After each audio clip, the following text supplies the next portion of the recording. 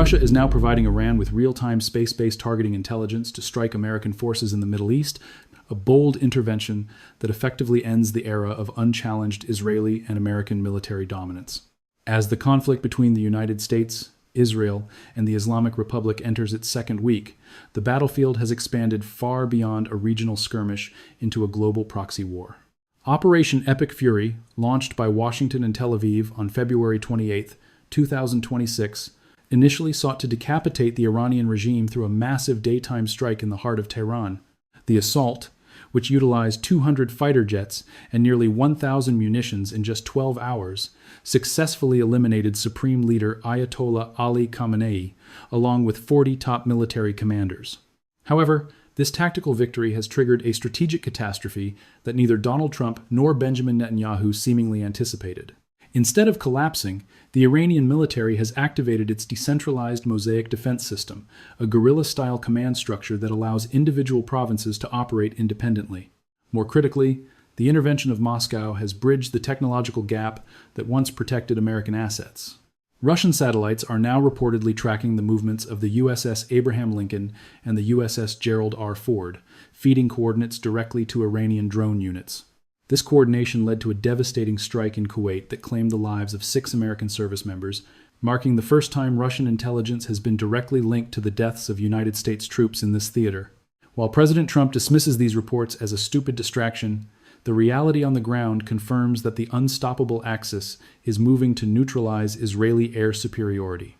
China, while publicly urging for the Strait of Hormuz to remain open, is quietly providing the financial lifeline and missile components necessary for Iran to sustain a prolonged war of attrition. This is no longer a localized fight for regime change. It is a calculated move by Russia and China to trap the United States in a forever war that will bleed its treasury and shatter its military prestige. The message from Moscow and Beijing is clear. The era of unilateral Western intervention is over, and the price of this miscalculation will be paid in American blood and global economic stability. The de facto closure of the Strait of Hormuz has turned the Persian Gulf into a logistical black hole, stripping the West of its most potent economic weapon. While the United States military continues to hammer Iranian oil refineries, such as the Shahran Depot, which was reduced to a burning hellscape of black rain and toxic fumes, the strategy is backfiring on a global scale. China has effectively insulated Iran from the full force of Western sanctions through a 25-year strategic partnership that bypasses the American dollar entirely. By purchasing 80% of Iranian oil exports in yuan, Beijing has created a closed-loop economic system where Iran uses Chinese currency to buy essential goods, spare parts, and advanced missile components. This unstoppable axis of energy and finance is now threatening to collapse the global petrodollar system. As global oil prices surge toward $150 per barrel, it is the Western consumer, not the Iranian regime, who feels the immediate pinch at the pump. In the first 100 hours of Operation Epic Fury, the war has already cost the American economy an estimated $37 billion. Meanwhile, Russia is utilizing this chaos to dump its own oil into Asian markets, specifically India, after the Trump administration was forced to quietly ease sanctions to prevent a total global energy meltdown.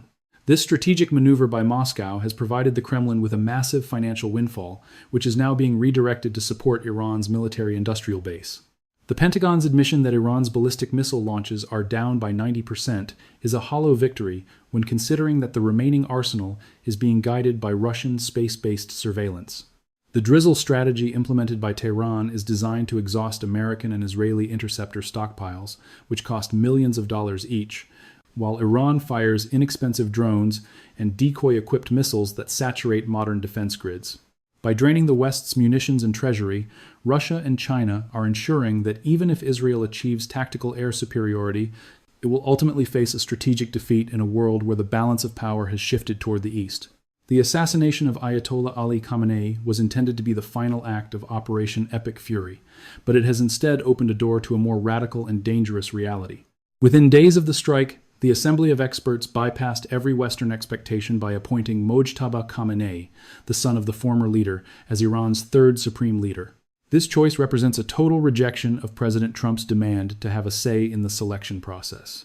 Mojtaba is a hardliner who was previously responsible for the brutal crackdown on internal dissent, and he now leads a nation with nothing left to lose. While the White House insists that 90% of Iran's missile launches have been eliminated, The unstoppable axis is ensuring that the remaining projectiles are more lethal than ever. Russia is reportedly sharing space-based surveillance and targeting data that allows Iranian units to pinpoint American facilities with terrifying accuracy. This was demonstrated when a precision strike took out the $500 million radar unit of a United States terminal high-altitude area defense system in Jordan, effectively blinding the primary eyes of the regional defense network. On the ground, the Israeli Prime Minister is reportedly ruling from the sky, spending 90% of his time on an aircraft to avoid the relentless bombardment of Tel Aviv. In Tehran, the Iranian military has completely discarded the old red lines.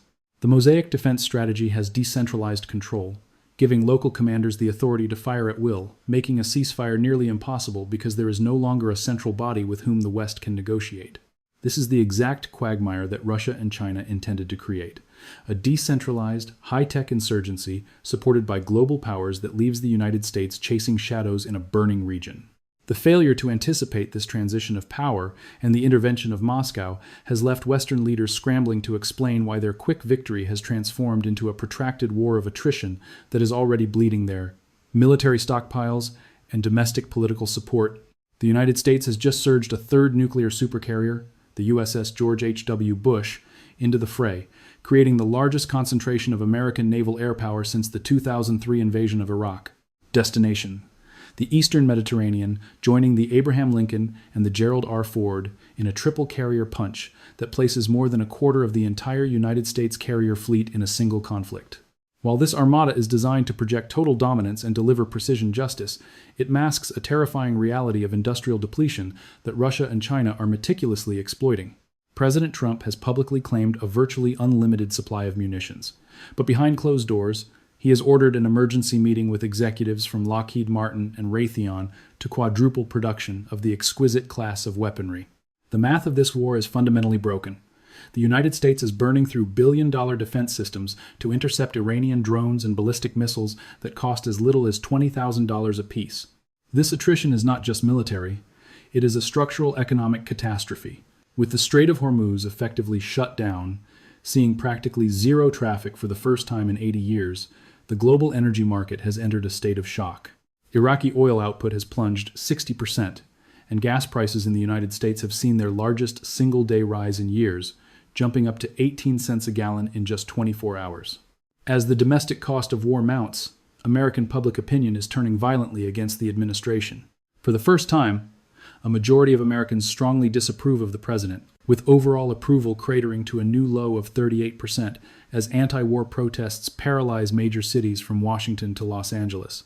The unstoppable axis of Moscow and Beijing has successfully converted a tactical strike into a global crisis where the United States must now choose between an unplanned full-scale invasion it has not declared or a humiliating strategic retreat as its high-tech stockpiles and political capital evaporate in real time. The war has evolved from a targeted strike into a regional inferno that is consuming the very lifeblood of the Middle East. Beyond the oil depots and missile batteries, the conflict has now turned toward the most critical resource in the desert: water. After the Trump administration authorized strikes on Iranian desalination plants to cripple the regime's survival, Tehran retaliated with a direct strike on desalination facilities in Bahrain. This escalation threatens the drinking water of millions, proving that the unstoppable Axis is willing to weaponize humanitarian catastrophe to force a Western retreat. The human cost is already staggering and impossible to hide. In the southern Iranian town of Minab, an airstrike hit an all-girls primary school, claiming the lives of over 150 children. While the White House attempts to deflect blame onto Iran, international investigations and reports from major news outlets suggest the involvement of high-tech Western munitions. This horrific event has not triggered the expected revolution against the Ayatollahs. Instead, it has hardened the resolve of the Iranian people, unifying even the most moderate voices against what they perceive as foreign barbarity. The geopolitical fallout is equally chaotic. The United Arab Emirates and Saudi Arabia, once thought to be enthusiastic partners in this campaign, are now recoiling in fury as their own cities become target practice for Iranian drones. Dubai's veneer of safety has been shattered with drone debris hitting luxury hotels and the international airport, turning the world's busiest transit hub into a combat zone. Russia has seized this moment to openly admonish America's Arab allies, with Foreign Minister Lavrov questioning why they remained silent when the invasion began and are only now playing the victim card. Inside Iran, a visible fracture has emerged between the political and military wings. While President Pezeshkian issued a public apology to his neighbors and hinted at de-escalation, the Iranian military responded by intensifying drone attacks on Dubai and Bahrain, signaling that the hardliners and the Revolutionary Guard are the ones truly steering the ship.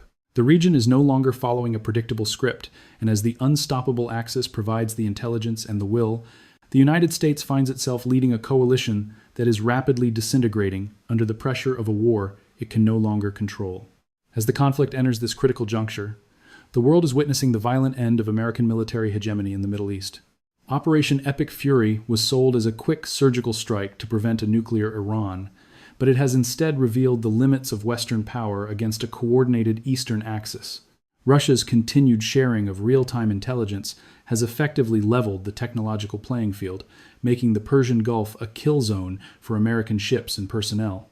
Meanwhile, China's total economic insulation of the Iranian regime through yuan-based trade has proven that the age of the petrodollar is under existential threat.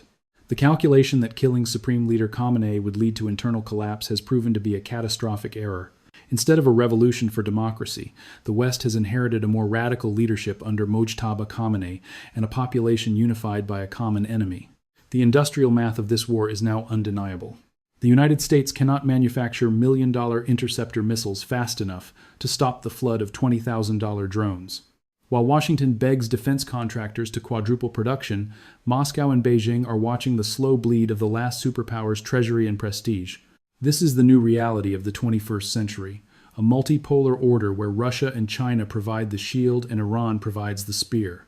As oil prices remain stubbornly high and the Strait of Hormuz remains inhibited, the economic fallout is being transferred directly to the American people. If current trends continue, the United States may soon face a forced strategic withdrawal from the region, leaving behind a map redrawn by the unstoppable Axis. The lesson of Operation Epic Fury is clear.